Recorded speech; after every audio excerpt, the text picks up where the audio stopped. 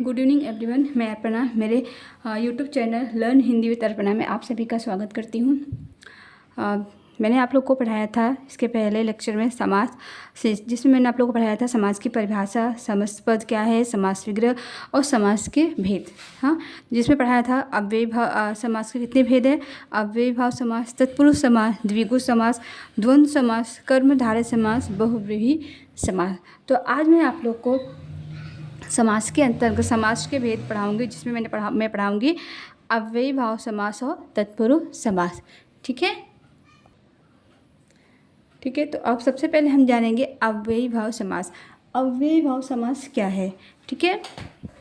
जिस समासपद का पूर्व पद मैंने बताया था आप लोगों को पहले ही। पूर्व पद में जो पहला पद होता है, आगे का पद। ठीक है।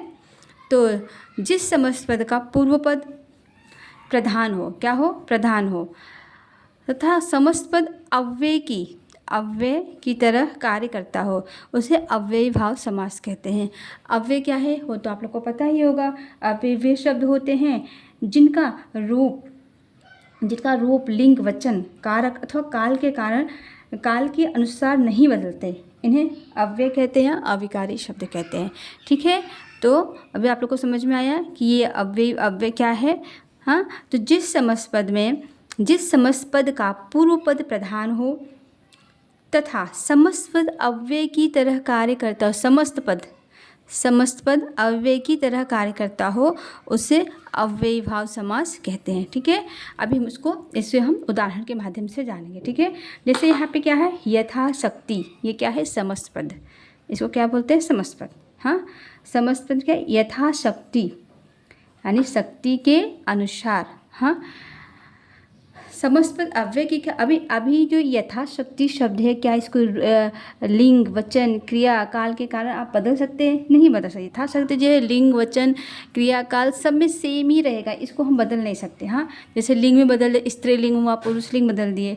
काल में जैसे कि क्या ये पूर्व, वर्तमान काल, भविष्य काल और ये सब का हम कब चेंज कर देते हैं।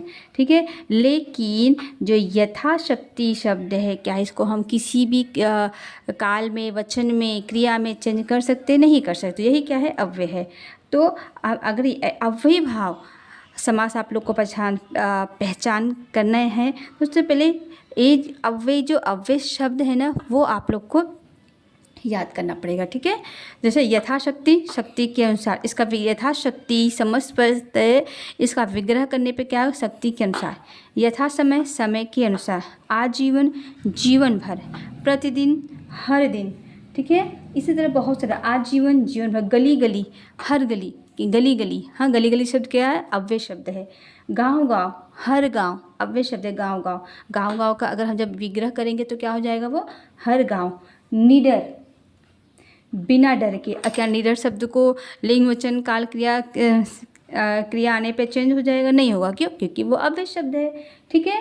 रातों रात, प्रत्येक, हाँ, बेकाम, इन सब शब्दों को जो है हम क्या, ये सब कौन से शब्द कहलाएंगे, अव्यय शब्द कहलाएंगे।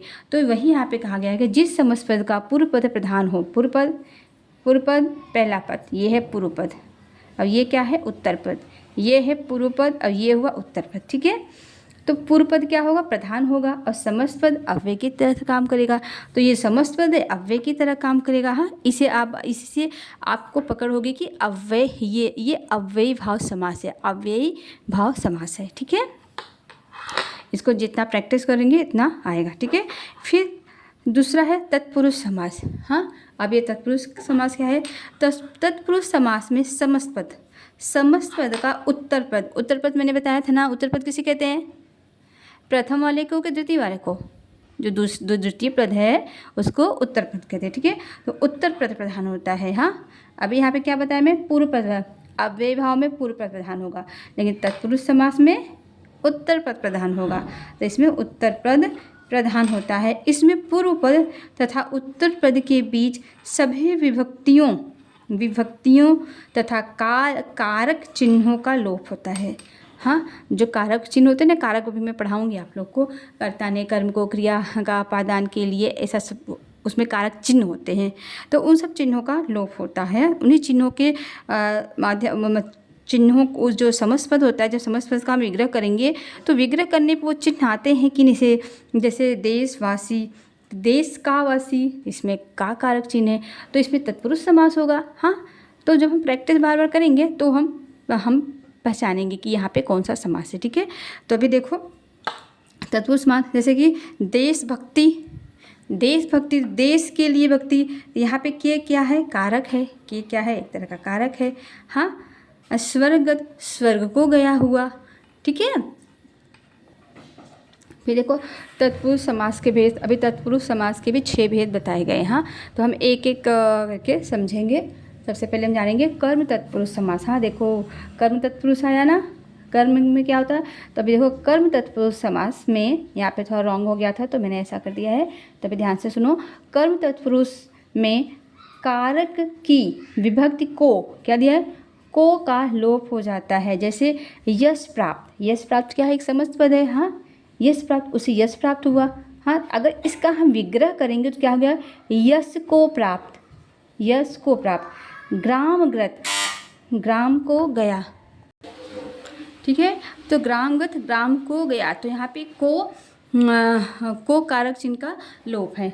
ठीक है, फिर आता है करण तत्पुरुष समास। करण तत्पुरुष में क्या होगा, करण तत्पुरुष में करण कारक की विभक्ति से या के द्वारा का लोप हो जाता है। ठीक है, जैसे कि अभी अकाल पीड़ित क्या है, एक समस्त पद है।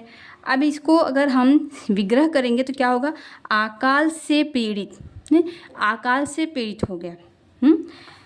शोकाकुल, शोक से आकुल। रेखांकित, रेखा द्वारा अंकित। हाँ, तो अभी जैसे कि आप लोग को पहचानना है यहाँ पे कौन सा तत्पुरुष समास है या कौन सा समास है, तो पहले हम उसको क्या करेंगे, विग्रह करेंगे। विग्रह से पता चल जाता है कि यहाँ पे कौन सा समास है। हाँ, ठीक है, अभी फिर है संप्रदान तत्पुरुष समास। संप्रदान तत्पुरुष समास में क्या है, संप्रदान तत्पुरुष समास में संप्रदान कारक की विभक्ति के लिए का लोप हो जाता है। किसका लोप हो जाता है, के लिए का लोप हो जाता है। ठीक है, जैसे यहाँ पे गुरु दक्षिणा, गुरु के लिए दक्षिणा। अभी गुरु दक्षिणा किसको दी जाती है, किसके लिए होती है, गुरु के लिए होती है दक्षिणा। सत्याग्रह, सत्य के लिए आग्रह। ठीक है, गौशाला, गायों या गोया, गायों के लिए शाला। ठीक है, तो ये क्या है, कारक चिन्ह के लिए। हाँ, ये क्या है, कारक चिन्ह। तो कौन सा समास है, संप्रदान तत्पुरुष समास। फिर क्या है अपादान तत्पुरुष समास। इसमें क्या है, अपादान में अपादान तत्पुरुष समास में अपादान कारक की विभक्ति से अलग, से यानी अलगाव का लोप हो जाता है। जैसे देश निकाला, यानी अलगाव की भावना, देश निकाला। अब इसका विग्रह करेंगे तो क्या होगा, हाँ, देश से निकाला, तो इससे आ रहा ना, से कारक चिन्ह, से, देश से निकाला। धनहीन, समझ पद है, धन से हीन, धन से हीन। भयभीत, भय से भीत। ठीक है, तो ये कारक चिन्ह है ना, इनसे भी आप पहचान सकते हो। हाँ, तो इसको पहले हम क्या करेंगे, पहले समस्त पद पढ़ेंगे, फिर उसका हम विग्रह करेंगे। विग्रह से पता चल जाएगा यहाँ पे कौन सा समास है। हाँ, अगर अव्यय भाव समास है तो में अव्यय जैसे शब्द होंगे तो उसको आप पता चल जाए कि ये तो अव्यय भाव समास है। तत्पुरुष समास है, हाँ, तो उसमें क्या है, उत्तर पद प्रधान है। अव्यय भाव समास में प्रथम पद प्रधान है और मीन्स पूर्व पद प्रधान है, और तत्पुरुष में उत्तर पद प्रधान है। ठीक है, अभी उत्तर पर जैसे है देश निकाला, निकाला किससे निकाल दिया भाई, देश से निकाल गया। धनहीन, किससे हीन है, धन से हीन है। भयभीत, हाँ, ठीक है। फिर आता है संबंध तत्पुरुष समास। संबंध तत्पुरुष समास में क्या है, में संबंध कारक की विभक्ति का, के, की का लोप कर दिया जाता है। जैसे गंगा जल, तो गंगा का जल किसका जल है। अभी देखो संबंध तत्पुरुष, इस संबंध सबसे पता चल जाता है कि किसी का संबंध किसी से दर्शाया गया है। ठीक है, तो इसमें का, के, की जो है कारक चिन्ह रहते हैं। ठीक है, गंगा जल, गंगा का जल। राजभाषा, राज की भाषा। घुड़दौड़, घोड़ों की दौड़। की का क्या है, कारक चिन्ह है ये। ठीक है, फिर आता है अधिकरण तत्पुरुष समास। अभी अधिकरण तत्पुरुष समास में क्या है, अधिकरण तत्पुरुष समास में अधिकरण कारक की विभक्ति में या पर का लोप कर दिया जाता है। ठीक है, हाँ, इसमें क्या कर दिया जाता है, इसका लोप कर दिया जाता है। ठीक है। तो यहाँ पे अधिकरण तत्पुरुष समास में क्या है, अधिकरण तत्पुरुष में अधिकरण कारक की विभक्ति में या पर का लोप कर दिया जाता है। जैसे आनंद मग्न, क्या लिखा, क्या समझ पाते हैं, आनंद मग्न। अगर इसका हम विग्रह करेंगे तो क्या होगा, हाँ, आनंद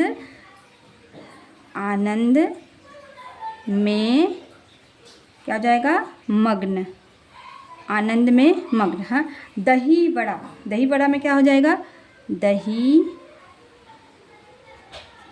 में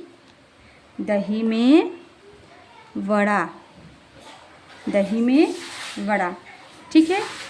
आप बीती का अगर हम विग्रह करेंगे तो क्या हो जाएगा, आप पर बीती, क्या हो जाएगा, आप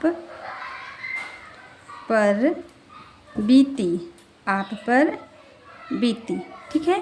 तो अभी देखो यहाँ पे क्या है, आनंद में मग्न, में आया ना, में कारक चिन्ह, आनंद में मग्न।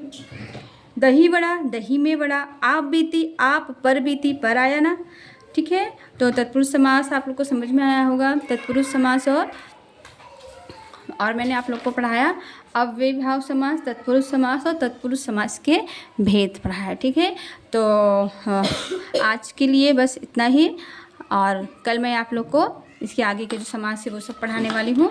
हाँ, बाकी के समास जो है द्विगु समास, द्वंद्व समास, कर्मधारय समास, बहुव्रीहि समास, ठीक है। तो ठीक है, आज के लिए बहुत बहुत धन्यवाद। अगर आप लोग को वीडियो अच्छा लगता है तो प्लीज़ लाइक कीजिए, सब्सक्राइब कीजिए, शेयर कीजिए।